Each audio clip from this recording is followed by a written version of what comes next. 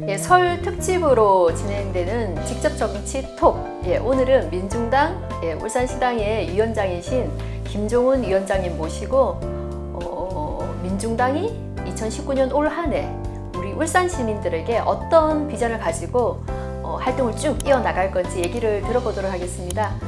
지금 이곳에 우리 김종훈 위원장님 나와 계십니다. 예, 안녕하세요. 네, 안녕하세요. 반갑습니다. 네, 위원장님, 우리 시청자분들한테 새해 덕담 한 말씀 해주시죠. 2018년 부족한 민중당에게 많은 사랑을 주시고 애정을 보내주셔서 감사 인사 먼저 드립니다. 2019년 그 마음 잘 담아서 민중당이 노동자 서민들, 우리 울산 시민들에게 희망이 되는 당이 될 수 있도록 더욱더 노력해 나가겠습니다. 고맙습니다. 새해 복 많이 받으십시오. 네, 언제 봐도 늘 든든하고 지금 멋진 우리 위원장님인 것 같습니다. 오늘은 설 특집인 만큼요 특별하게 좀 진행을 할까 합니다. 그래서 윷놀이를 할 건데요. 저희가 생뚱맞지 않을까요? 네. 그래도 이렇게 한복도 입었는데 예. 네, 그렇죠. 둘이요? 봉유 형님이 네. 질투를 많이 하실 것 같은데. 아닙니다. 요즘 그렇지가 않습니다. 전혀. 네, 케미가 어떤지 모르겠습니다. 알겠습니다. 오늘은 윷놀이 통해서 이렇게 진행을 할 건데 저희가 사전에 우리 민중당 당원들하고 울산 시민들한테 질문을 조금 받았어요. 그래서 우리 김종훈 국회의원님한테 궁금한 점을 좀 몇 개를 좀 뽑아봤는데요. 윷놀이 하면서 그것을 좀 하나하나 제가 여쭤보도록 하겠습니다. 예, 좋습니다. 네, 위원장님 한번 한번 신나게 한번 놀아볼까요? 예. 자, 하나, 둘, 셋. 와! 와, 개입니다, 개. 예. 네. 그럼 첫 번째 질문 보겠습니다.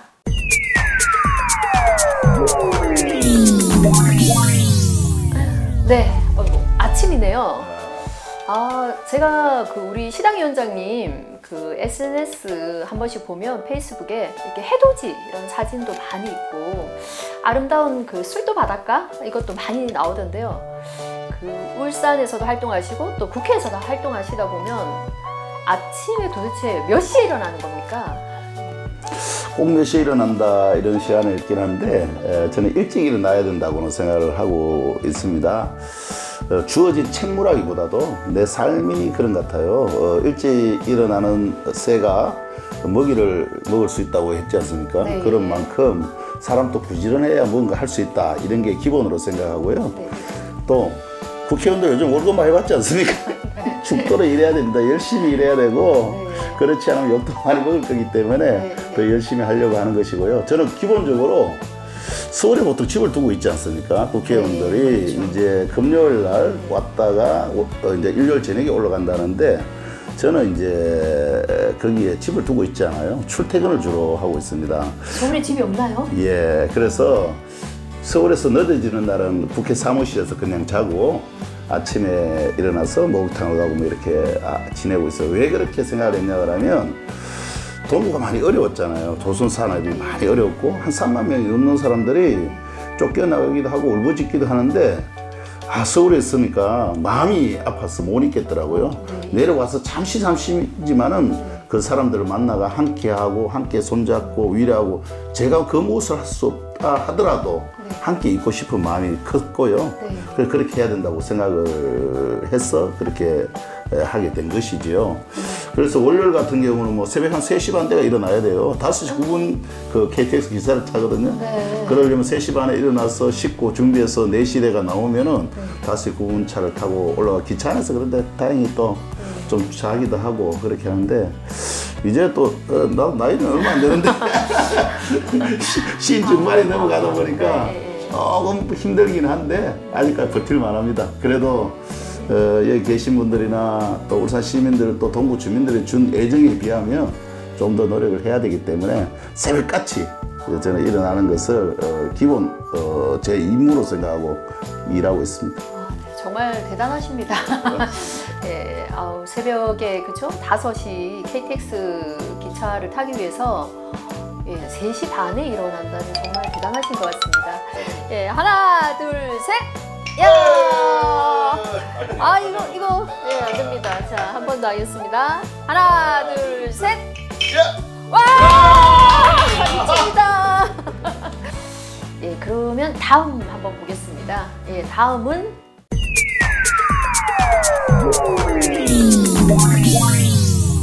국문학과? 예, 이건 도대체 뭔가요? 예, 혹시 전혀 이렇게 좀 국문학도하고는 좀 전혀 거리가 멀 것 같은데 이거는 도대체 뭔지 좀 궁금하네요. 예.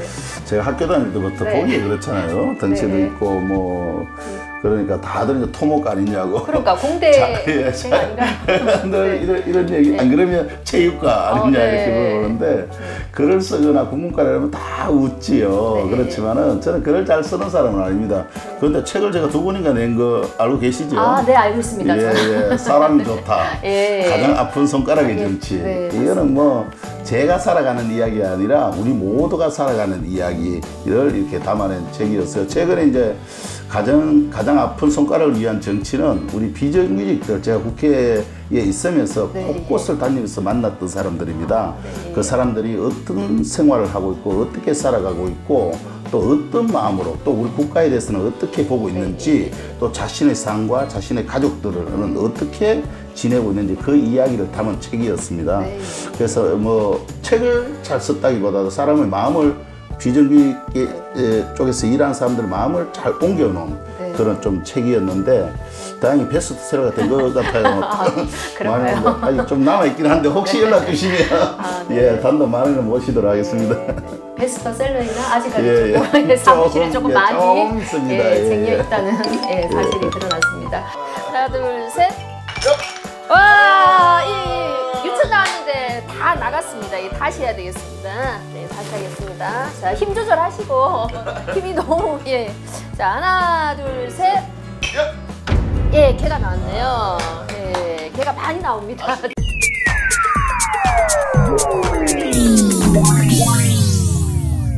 예, 조기 축구. 예, 조기 축구가 나왔네요. 그 서울과 울산을 오가려면은 뭐 공 구경할 시간도 없을 것 같은데 이건 어떤 일인지 말씀 좀 해주세요. 저는 이제 조구 축구를 한 30년 이상 한 것 같고요. 일요일 되면 시간이 나면은 하여튼 축구를 하러 가게 되는 겁니다. 거기 가면 운동을 통해서 스트레스를 풀기도 하고 내 건강을 돌보기도 하지만은 많은 사람을 만나는 공간이잖아요. 네. 또 흐심없이 얘기할 수 있는 자리입니다. 축구도 이제 어떻게 되는지 알아요? 정규직이 물러난 자리 비정규직 사람들이 다 채워졌어요. 그만큼 정규직을 모집 안 한다는 얘기죠. 네. 젊은 사람들은 다 비정규직에 있는 거죠. 그 사람들이 축구를 하러 오는 거죠. 그럼 자신들의 얘기도 하기도 하고 어려움도 얘기도 하는데 그 공간에서 만나는 또 다양한 이야기, 또 다양한 삶, 또 축구와 운동을 통해서 흐심없이 또 이렇게 논의를 할 수 있는 소중한 공간이기 때문에 축구도 가고 족구도 가고 그래서 사람들 어울리기도 하고 인생을 논하기도 하고 때로는 또 후배 같고 때로는 자식 같은 사람을 이제 만나게 돼요 벌써. 그래서 만나서 인생 상담도 하고 그것이 좋고 막걸리 한 잔에 모든 것을 풀 수 있어 더 좋은 것 같습니다. 네, 정말 살아있는 정치 이야기를 들을 수 있을 것 같습니다. 자, 다양하게 나올 수 있도록 다시 한번 하나, 둘, 셋. 예, 개가 또 나왔습니다.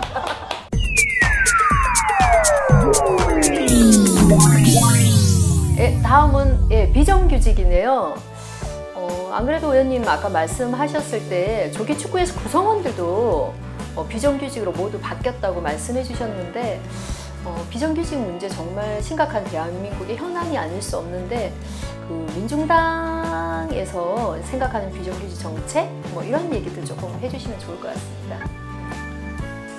연말에 그 태안에 있는 화력발전소 김영균의 청년 노동자가 있었던 곳에 있는 노동자들이 전화를 걸어서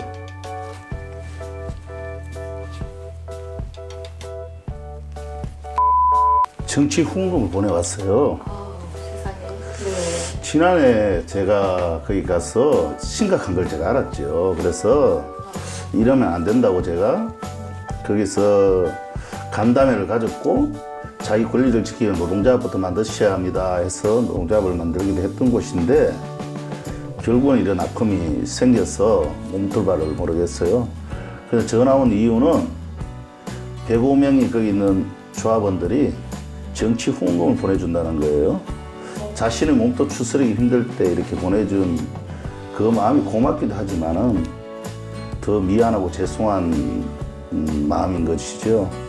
지금도 아직 장례도 치러지고 있지 못한 상황이고 그 어머님은 자기 자식을 위해서가 아니라 모든 청년들의 어떤 미래를 위해서 다시 우리 용균이 같은 아이가 없도록 청년들이 없도록 만들어야 되도록 뛰어다니고 있는 이런 상황입니다.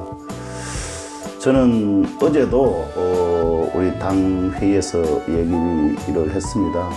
이제 내일 모레면 민족 대명절 설이라고 하는데 그 안에는 장례라도 치러올 수 있도록 정부가 나서야 되는 거 아니냐. 단지 그 개인을 위해서가 아니라 그 비정규직의 삶을 어루만지고 제도적으로 할 때 위험의 외주화를 막아줄 때 또 지금에 있는 잘못된 구조를 바꿔줄 때 제대로 장례도 치를 수 있고 김영균 청년 노동자는 정말 좋은 곳으로 저는 갈 수 있지 않을까 이런 생각을 해보게 됩니다. 비정규직 노동자들은 우리 당으로 보면 우리가 전부이지요.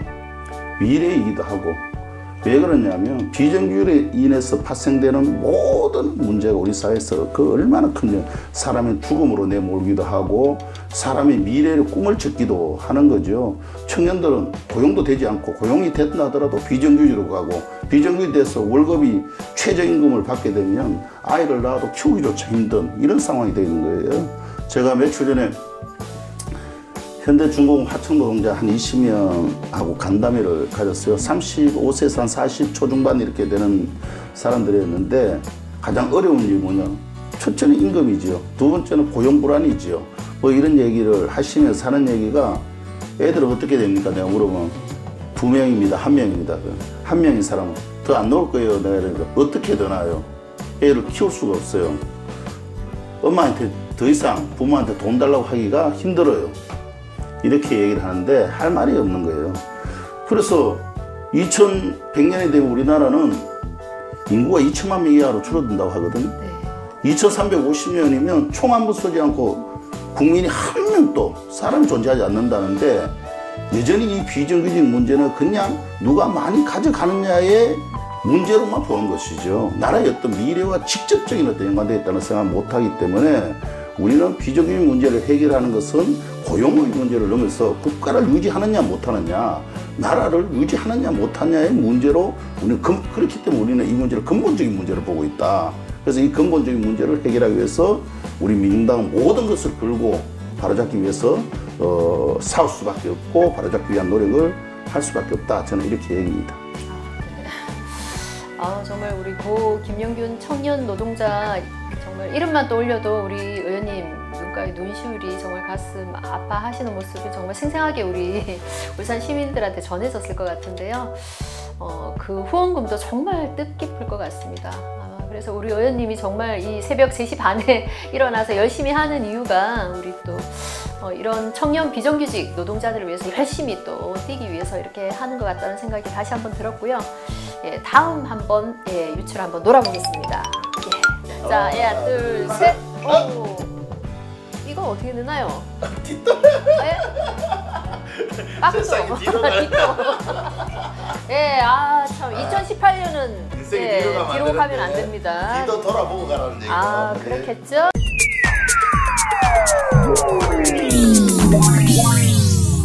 예, 직접 정치. 예, 직접 정치 민중당에서 정말 많이 하고 있는 이야기인데요. 아마 직접 정치, 간접 정치, 그러니까 간접 정치라고 하면은 좀 직접 정치와 반대되는 걸로 뭐 국회의원이나 아니면 저희 단체장들, 정치인들에게 대리하는 정치를 말을 하는 걸 거고, 직접 정치는 아마 우리 울산 시민들이, 국민들이 직접 한다는 얘기일 것 같은데요. 민중당에서 얘기하는 직접 정치는 뭐고, 또 어떤 내용으로 채워져 있는지 한번 말씀 좀 해주시죠.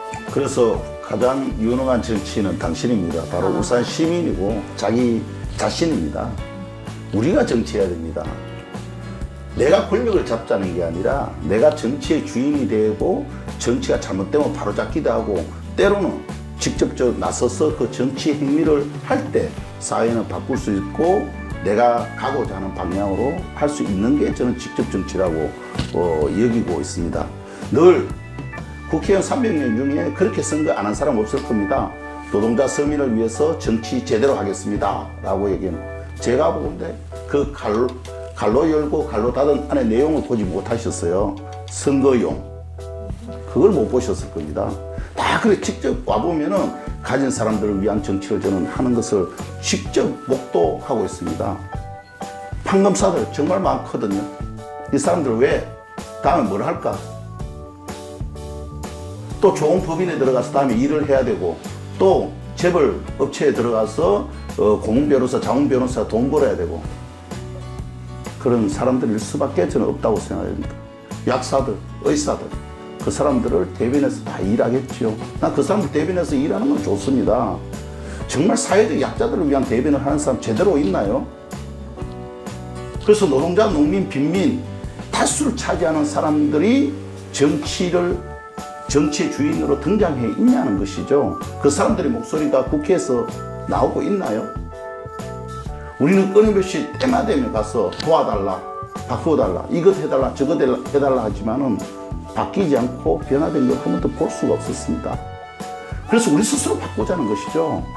우리가 나서서 정치의 주인으로 되고 직접 가서 정치를 해야 된다고 얘기를 하면 제가 단언컨대 여러분 누가 나가셔도 지금 있는 국회의원 이상은 다 합니다. 저도 하고 있는데요, 뭐. 그렇지 않습니까? 그렇게 함께 했으면 좋겠습니다. 그래서 울산 시민 모두가 내가 정치의 주인이 되는 정치, 그것이 민중당이 지향하는 정치이기도 하고 그렇게 가려고 합니다. 그 길을 함께 했으면 좋겠습니다. 네. 정말 민중당이 얘기하는 직접 정치 얘기 들어보니까 정말 울산 시민의 한 사람으로서 정말 나도 정치인이 될 수 있겠구나 하는 생각이 드네요. 그러니까 해외 같은 경우는 스위스나 이런 데는 보면 얼마 전에도 작년이었나요? 기본소득제 관련해서 국민투표를 했었잖아요. 그렇게 직접적으로 국민들이 참여할 기회가 많은데 저희 울산 시민들이나 우리 대한민국 국민들은 그럴 기회가 없는데 민중당이 어쨌든 우리 많은 울산 시민들이 직접 정치를 할 수 있는 장을 마련한다고 하니까 기대가 정말 많이 됩니다. 그러니까요. 뭐 유럽이나 이런 데 같은 경우는 노동자들이 정권을 잡기도 하고 노동자들이 직접 정치를 하기도 한데 그 나라 잘 못 사나요? 뭐 제가 저번에 스웨덴을 한 갔더니 스웨덴이 저 집권하는 당이 3인당이에요. 3인당 대표가 금속노조 위원장 출신이래요. 그런데 그 있는 의원들이 그렇게 얘기합니다. 금속노조 위원장 출신이 이번에 이제 우리 대표를 맡았는데 그러고 난 이제 당이 너무 잘 되고 국가 운영이 너무 잘 된다 이렇게 얘기하거든요. 우리가 마치 우리가 정치하고 노동자, 서민들이 정치하면 뭔가 잘못되는 가진 사람들, 있는 사람들, 학벌 좋은 사람들. 학벌 좋은 사람이 정치 잘하나요? 공부 많이 하는 사람이 정치 잘하니까 그럼 시험 쳐야죠. 잘할 수 있는 거는 내가 어떠한 삶을 살고 있고 그 삶을 가장 잘 알고 있는 사람이 정치를 할 때 잘 된다. 저는 이렇게 생각을 하고 있거든요. 그래서 노동자들 정치하는 것, 또 우리 서민들 정치하는 것에 대해서 좀 더 귀 기울였으면 좋겠습니다. 네. 직접 정치를 확실하게 또 우리 울산 시민들이 우리 의원님 말씀 듣고 잘 알 수 있었던 것 같습니다. 하나, 둘, 셋. 예. 예, 개입니다. 또 처음부터 또박또박 가라는 얘기 같은데. 돈가요? 예, 아닌가요? 이게 원래 선보인데 선보라는 거는 뒤집는다는 얘기인데. 그런가요? 네, 도에는 뭐가 있을지 궁금하네요. 네. 예, 다음 한번 보겠습니다. 예.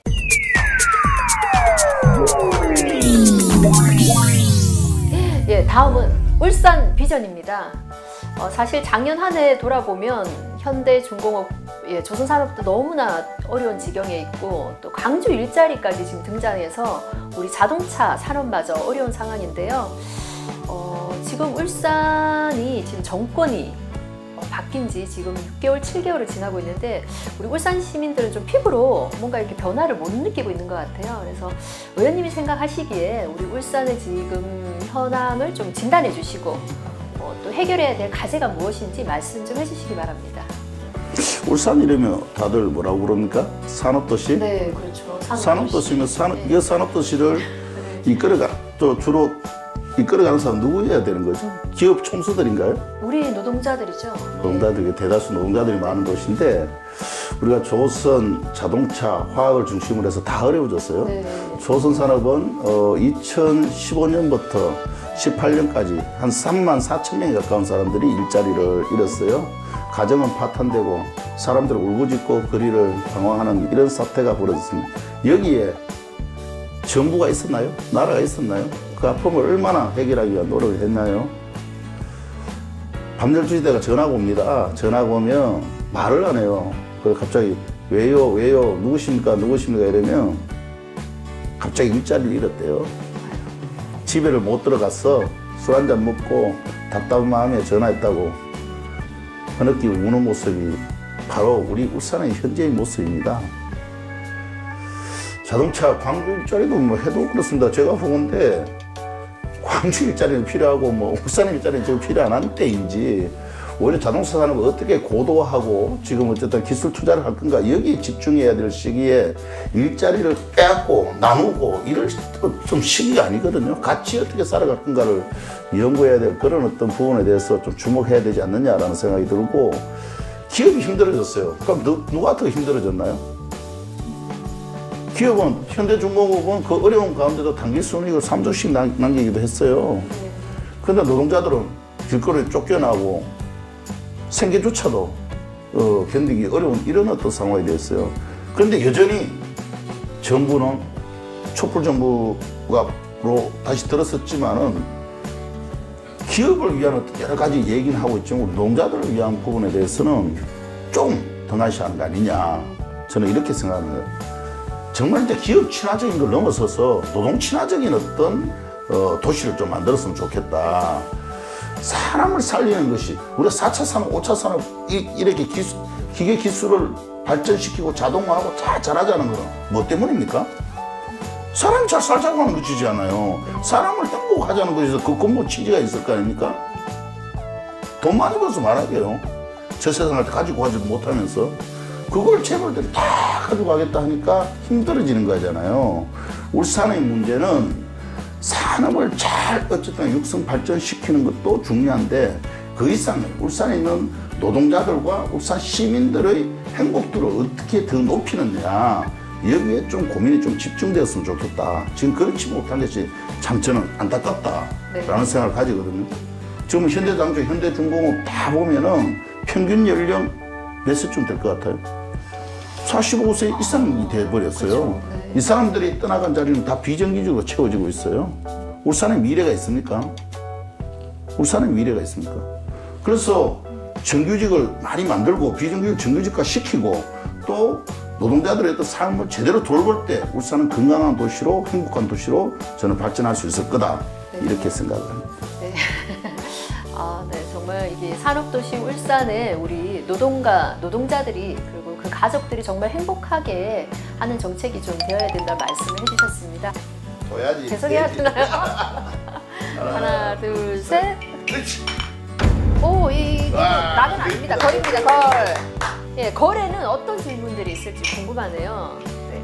이제 마지막인데요. 마지막 한번 열어보겠습니다.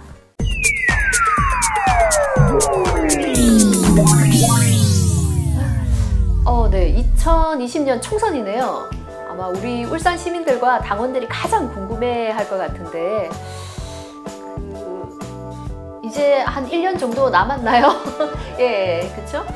내년 4월인데 어떻게 좀 준비 잘하고 계시죠? 우리 의원님은. 저요? 네. 오늘 평소에 그렇죠? 뭐 선거운동보다 더 빡센 의정 활동을 하시니까 아마 따로 선거운동 안 하셔도 아마 될 것 같은데요. 민중당에서는 이번 2020년 총선을 어떻게 좀 준비하고 있는지 말씀 좀 해주시기 바랍니다. 사실 울산은 이제 노동자 도시이기도 하고 진보 정치의 도시이기도 합니다.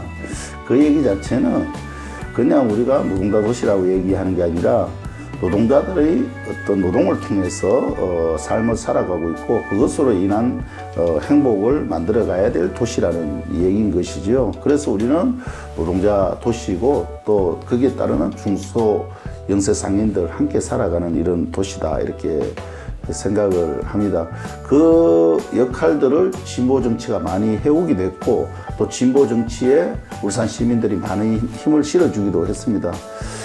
지난 2018년 우리 지자체장차 지선에서 골병이 많이 들었지 않습니까? 때로는 저는 심판까지라고 보지는 않아요. 촛불 정부에 대한 어떤 기대, 또 많은 것을 힘있게 해달라는 어떤 요구에서부터 저는 왔을 거라고 생각합니다. 그 실망을 통해서 우리는 새로운 어떤 정치를 획득하고 싶지는 않습니다. 우리는 그것을 넘어서는 정치가 무엇인가를 우리는 고민해내야 되고, 진정한 어떤 우리가 하는 정치가 어떤 것인가를 울산 시민들에게 보여주고 행동으로 해야 될 때이다, 저는 이렇게 생각을 합니다. 그래서 그 어느 때보다도 우리가 더 열심히 살아야 될 2019년도가 아니냐, 2019년도를 어떻게 사느냐에 따라서 2020년 총선이 있고 2022년 저는 지방자치 선거가 있다라고 생각을 합니다. 그래서 저희 민중당은 지역으로 들어가서 지역 주민들과 소통하는 정치를 이제 실현해보고자 직접 할 겁니다. 작은 목소리에 기울이는 것과 더불어 작은 어려움에도 함께 해결하고 끝까지 책임지는 그런 정치를 해보겠다는 것이고요. 울산 시민들 다양한 의제를 발굴하는데 모든 힘을 기울일 생각입니다. 그것이 무엇이든 간에 자신이 개인이 느끼는 아픔에서부터 시작해 집단적 어떤 요구까지를 전체에 받아들여서 그것을 의제화하고 그것을 해결하기 위한 집단적 노력을 해보겠다라는 것입니다.